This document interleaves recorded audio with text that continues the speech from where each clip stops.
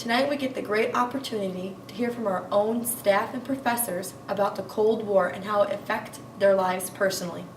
My experiences with the Cold War, when I was growing up in elementary school, we had air raid drills that we had to do, where we had to get under our desks. The sirens would go off and we'd have to get under our desks, or sometimes we'd have to go down to a basement area for, in case there was a nuclear bomb or some kind of bomb that would go off. We were supposed to be prepared for that. That's probably the biggest thing I remember when I was a little kid. The other thing I probably remember is there were lots of movies, tons of movies about the Russians coming and invading and taking over America and us becoming a communist nation and all that kind of stuff. There was a lot of talk about that. There were movies, books. That was kind of always in the back of your mind that there was going to be a nuclear, especially the nuclear bomb thing.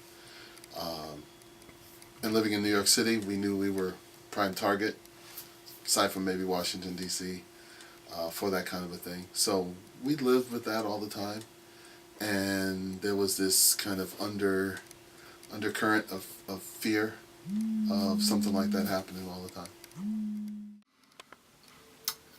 I remember when we got the news that the Berlin Wall finally fell, and I can actually remember sitting around the TV watching it and thinking that would never happen. That's the one thing that would never happen.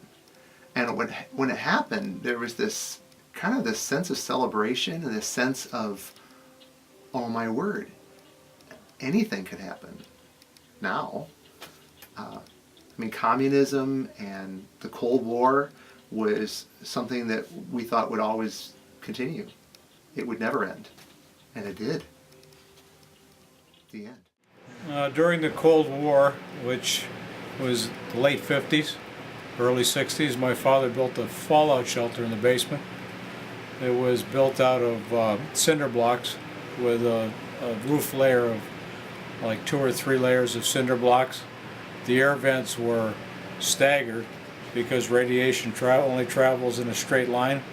So the air vents were staggered that the radiation wouldn't come into it. And the entrance into the building was at right angles for the same reason.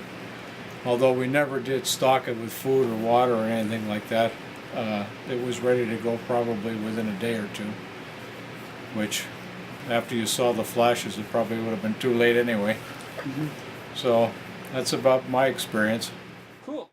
A child in the 60s, and I remember the day Kennedy was assassinated, and I vividly remember the Cold War, most specifically from the nuclear drills that we used to have when I was in elementary school.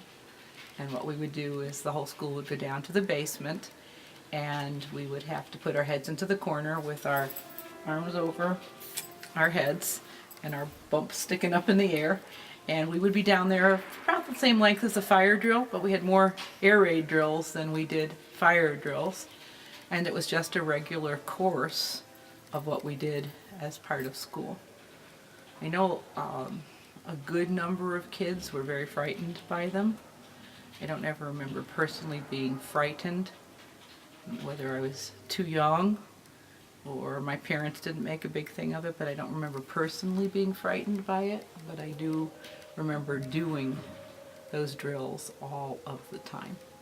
And the topic of conversation sort of followed 2 trains of thought. Number one, Russia was getting ahead of us because we didn't have the math and the science and the Sputnik races and all of that, and the potential of nuclear war and the Cuban Missile Crisis, and all of that was very much in the news and very much part of the discussion. I wasn't quite old enough for it to be the current events discussions that would have been in history classrooms. I think I was a little younger than that, but I do remember those being 2 big hot item topics that you would hear adults talking about rather frequently.